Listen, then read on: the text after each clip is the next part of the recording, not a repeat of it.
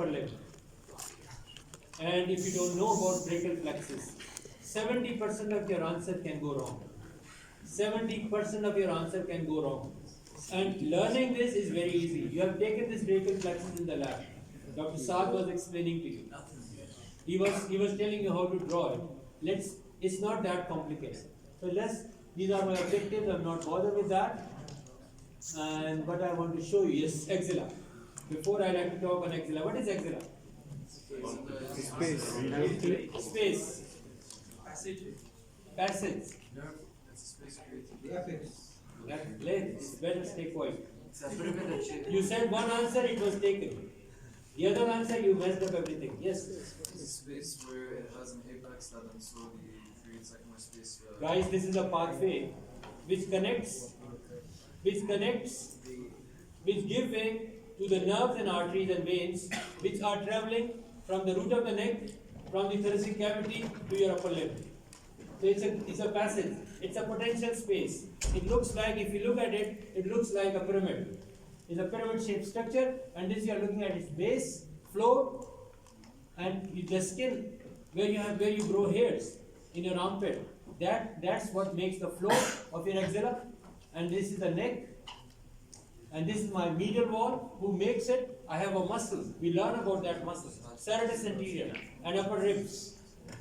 And this laterally, I have the humeral shaft of the humerus. And then posteriorly, I have muscles. You learn that you have scapula posteriorly. And then you have subscapularis muscle there. So they are making the posterior wall, and anterior wall, we have pectoralis major, underneath we have pectoralis minor. So they are making the boundaries of this axilla. As I told you, it connects the upper limb with the neck, and it connects the upper limb with the inside of the thoracic cavity. So nerves and arteries and veins, they are coming in either of the directions. Up and down, back and forth. Now, to understand this axilla, we have to make a section from point A to point A. So now we see this section.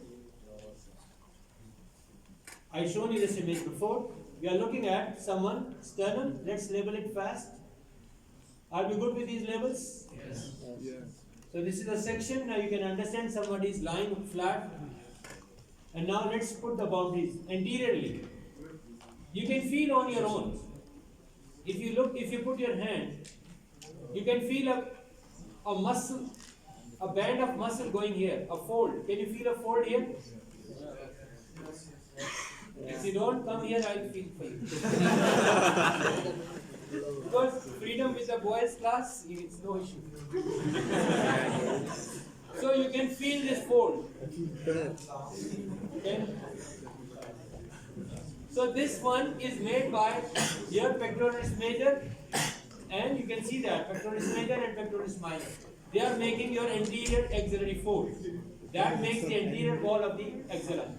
Medially we have serratus anterior. Guys, I have more things. So we have medial wall. And posteriorly we have scapula and subscapularis. Little bit of, who's this? T is major, don't say minor. Who's this? Let's use dorsal. This is your long head of biceps, short head of the biceps, coracobrachialis. This is how structures have been arranged near to your head of the humerus. Are we good? We said that this space has structures. Who are the contents of this space? This red thing is what? Artery, perfect axillary artery and its branches.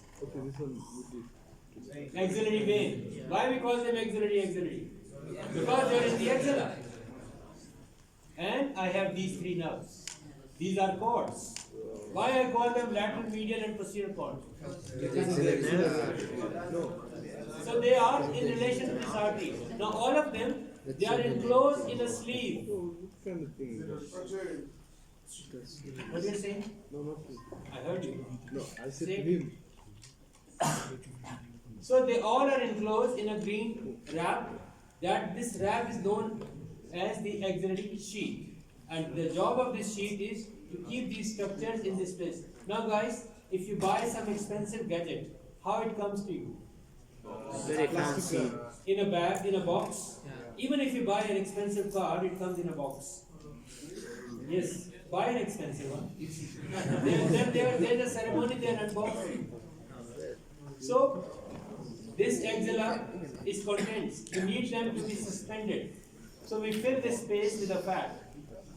These are my nerves I talk about. So this brown thing is axillary fat. And now what are these brown ovoid structures? Ligament, lymph node, fat. Three answers. Lymph nodes. Lymph nodes. What is their significance? I know lymph nodes is written in your slide which you have, my presentation part. But what is their function? Why they are important for us?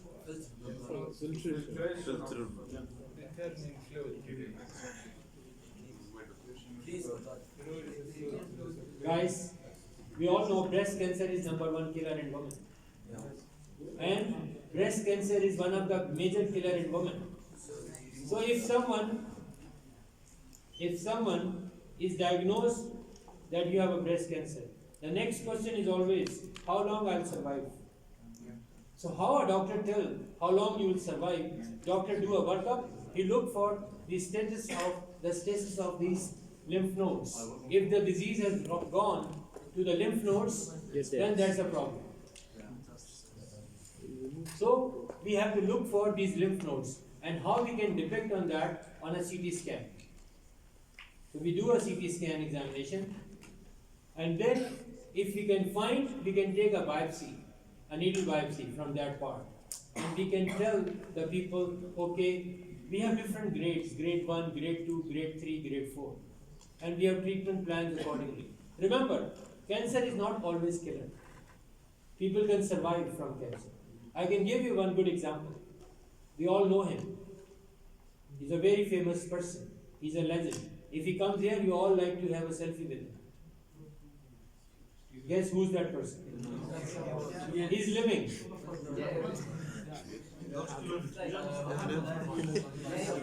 Neil Armstrong. He's living.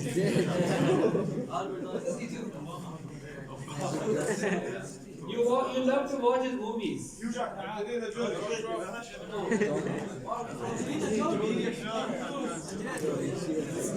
Mission Impossible.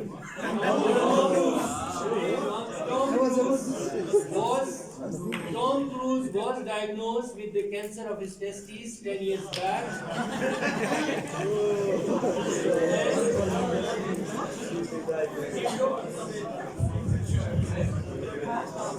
He was treated properly. And you can see his lifestyle. Every movie he releases is being sold, everything he's enjoying. You like to go and have a selfie with him? By no means. So, if you anticipate a cancer in time, you can have a quality of life. And I gave you the example. Now going further, these are the different pictures which are showing you the demonstration of the axilla within our body. Excuse me, gentlemen, the one who was sitting on the back area, wearing headphones. Can you stand up? Can you stand up?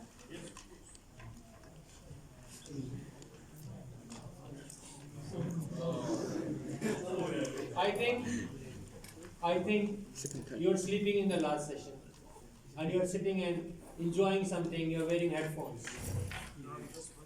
My dear, there are significant marks for your conduct behavior, and this is unacceptable. It's very easy for me. I have to write a small email, reported, that's it. My job is done. Then bear the consequences. No matter how much connected you are, then you will see. You want that to happen? If you look, so many people are coming and leaving my class. I don't care. If they're not interested, kali wali. But if you're sitting here, sit properly. This is my last warning to you. Otherwise, you'll be in big trouble. I'm telling you. and I mean it. I don't want to do it. I don't want to harm you. But please behave. Sit down on a proper seat. Okay, guys. So axilla, we can see that how it is closely related under the skin to our bones and the structures which are passing through this. Guys, spinal nerve, you have learned it. I'm not going in its details because I know you're tired. Trust me, I never like to take a lecture after one. I know everybody is tired. Morning sessions are way better, but unfortunately, it was shifted. Simply, this section is showing you the motor and sensory distribution. I have only one question from this slide. You have taken 2 lectures on the nervous system in foundation block. So tell me, what are the essential ingredients of a spinal nerve? What are the different important structures who should be present? I'm talking about motor sensory, this thing. How many structures, how many things we have in each spinal nerve? Yes. You tell me. Dorsal root. We know dorsal. Dorsal root is, this red thing is what? Motor fiber. So one is I'm showing you. Second I'm showing you. Sensory. Am I done with the spinal nerve? No. What is there? What is missing? My dear, these are rami's. This is ventral, this is dorsal. What are you talking? Real and neuron. Sympathetic. Who said sympathetic? Give a big hand to him. He will tell us what sympathetic is doing for you. Why you need sympathetic? Sympathetic to increase controls. Don't tell me the function of sympathetic. Why you need sympathetic in a spinal nerve? Don't tell me fight, flight, and fear. I know. We all know. Why you need a sympathetic with each spinal nerve? We have 31 pairs of spinal nerves. To send signals to involuntary organs. In the limbs, which organs you In the have? thoracic especially. No, are we talking thorax? Yes, Basil. I guess the main reason why we need these sympathetics is because sometimes we cannot wait for a response to travel all the way up to the central nervous system and get a response from the brain. We need a quick response like touching a hot surface. So the sympathetic nerves inside our spinal cord will stimulate it quickly. Anybody else? Reflexes. Salman? No, not reflexes. Reflexes are good with the motor. Salman, you are showing Yeah, that. to increase the conduct. No. Don't kill your. Who else can try? Guys, you can try. Listen, this is not a test. Yes. Because each of the motor neurons lead to different muscles. Guys, to cut short the story, sympathetic we need for. Don't we have blood vessels? Don't we have so many capillaries? Don't we have so many erector pili muscles? You learn fight, flight, and fear. Who caused the erection of these hairs? Your smooth muscles, which are present in your blood vessels. Who cause vasoconstriction? When you are bleeding, after some time, this bleeding stops. So, who caused the constriction, narrowing of these blood vessels? No, I'm not talking major blood vessels, minor blood vessels. Automatically it stops. So, this all is because of. So, each spinal nerve should have motor, sensory, and sympathetic. Right? So, these 3 things are necessary for each spinal nerve. So, these 1, 2, and 3 are needed. So, these are the basic ingredients for a spinal nerve. Now, the question is, what is a plexus?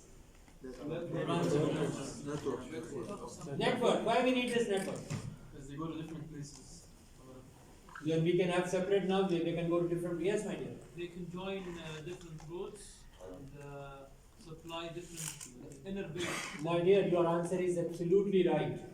But my question is, what is the main logic behind?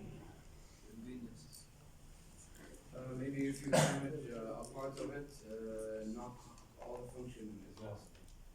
Excellent. They help each other. Excellent. Guys, when we were kids, we were learning sharing is caring. And even today we should learn sharing is caring. So this sharing and caring how it is happening if one nerve, because for my whole upper limb, I have only 5 spinal nerves. 5 for right, 5 for left. And if any one of damaged, then I'll be losing significant part of my upper limb. So I need sharing, caring business. So that's why you can see there are different spinal nerves, they join. They have all the component motor, sensory and sympathetic, but they join together and they give us anterior and posterior divisions. I'll use this concept to explain this slide. Guys, this is the main slide of your upper limb. You use the term zipper. This is a zipper. If you know this slide, you'll know everything in upper limb. And if you don't know this slide, you'll not have any understanding. Because, let me say that 90% of our questions are connected somehow with the nerve injuries. 90% of our questions are connected with the nerve injuries, nerve supplies. So if you are not good with this, and this spreadsheet established the complete transformation of brachial plexus. So let's spread on this. Roots, trunks, divisions, cords and branches or nerves. So what do you understand by the roots? Origin. Can you give an example? Guys, you are sitting here. Around 140 boys are sitting here, roughly. You are from different nationalities. You have different roots. On the basis of your roots, some of you are called Saudis, some of you are called Syrians, some of you are called Egyptians, some of you are called Jordanians. So, on the basis of your roots, on the basis of that, you are distinguished in those categories. So, my plexus has its roots, and these roots are located where? They are located near to my vertebral column. The root should be in the paravertebral region. And remember, for making a plexus, we need only ventral rami. Dorsal rami can never make a plexus. So how many ventral rami? 5, 6, 7, 8, T1. This is needed. So these roots are needed to make a brachial plexus. Now there is a small story. 5 and 6 are friends. Okay, they accept. 7 is lonely. 7 is alone. No one is with him. Sorry. 8 and T1 again friends. Got it? Yes. 7 is late. So now 5, 6 go together. They go together.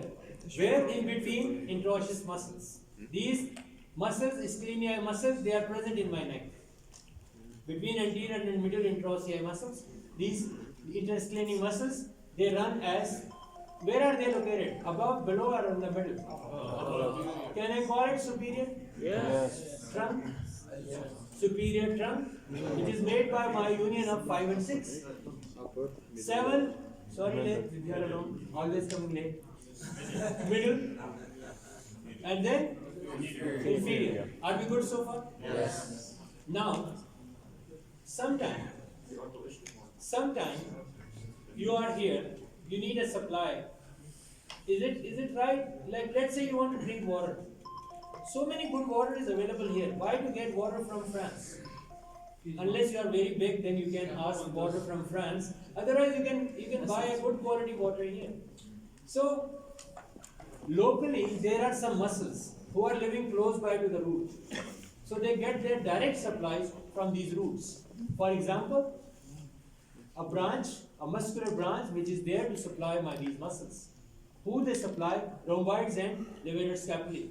And I call it dorsal scapular nerve. This is a muscular branch which directly comes from 5. They don't share. If this is gone, these muscles are gone. Nobody can take care of him now. Once it's gone, it's gone. Then I have 5, 6 and 7. They contribute. They give 1. And this one is more for my serratus anterior. It's long thoracic. So if long thoracic is cut here, then I don't hit somebody. I cannot reach the hand. I cannot extend my hand reach. So this long thoracic. Going further, I have a branch from my trunk.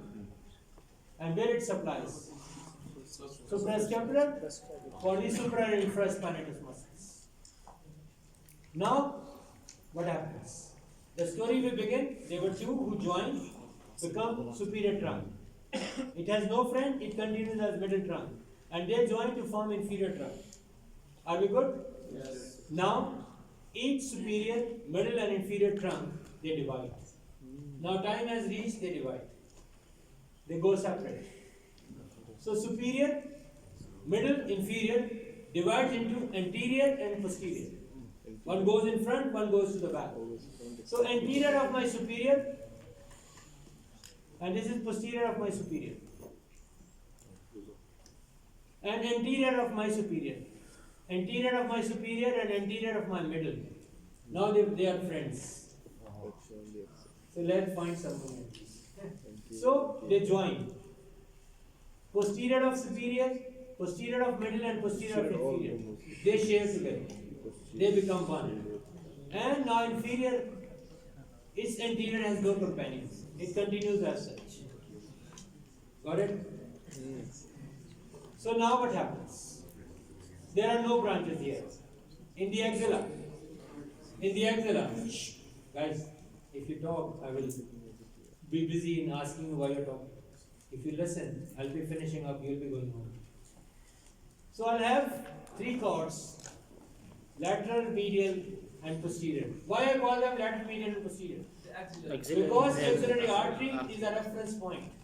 So the one who is lateral to my axillary artery, I call it lateral cord. One who is medial to my axillary artery, I call it medial cord. And the one who is posterior to it, I call it posterior cord. Are we good with that? Yes. Now, from my lateral cord, I have lateral root, lateral pectoral nerve. And then I have medial pectoral nerve for both my major and minor. Are we fine? Now, from my medial cord, I'm getting this nerve, two nerves, they are sensitive. So they are supplying the general sensation. You remember, we were testing the axillary nerve through its cutaneous branch. So we can check, if we want to check the sensation of medial cord, if I want to check my C8 and T1, I can simply put something on the medial side of my arm and forearm, and I know it's working. If my patient have a sensation there. So they are my medial cutaneous nerve of the arm and forearm. They are running, they are present in the medial aspect, in the arm and in the forearm. And then from my posterior cord, I have upper subscapular for subscapularis. This is for lower subscapular for major, and this one is for latissimus dorsi with the name of thoracodorsal. Are we good? Now what happens? My lateral cord continues as musculocutaneous nerve. This musculocutaneous nerve is the nerve in my arm, the anterior aspect, flexor side, coracobrachialis, biceps brachii, and brachialis muscle. They are supplied by musculocutaneous nerve. After supplying these muscles, this nerve finishes, and it gives two cutaneous branches which runs laterally in my arm and forearm. So I can have branches from there. And my medial cord, it continues as ulnar nerve, which supplies towards my pinky and whole of my ulnar border of my forearm and arm. So it's going there. And then my posterior cord, it goes backwards and it gives axillary, which supplies deltoid and minor. And then it continues as radial nerve, which supplies the extensors of my arm and extensors of my forearm. And then they go to the hand. Are we good? But we have not covered who supply front of my forearm, flexor of my forearm. It's very important. So now what happens? My lateral cord and medial cord, they share. They give two roots. And they make a nerve which is called median nerve. And median nerve is the one who supplies in my front of my forearm and in my hand. Are we good? Yes. So guys, this is minimum about brachial plexus. And all of you are expected to be good with this drawing. You have to make a practice. You should draw these dots, join this, just simply first, I can tell you the easiest way, first make this yellow structure. First you learn this yellow structure and this blue structure, and then you keep on adding these branches. But if you start adding and memorizing these branches in the first go, then you will not. Are we good? Yes. I think I should conclude it here. Thank you very much.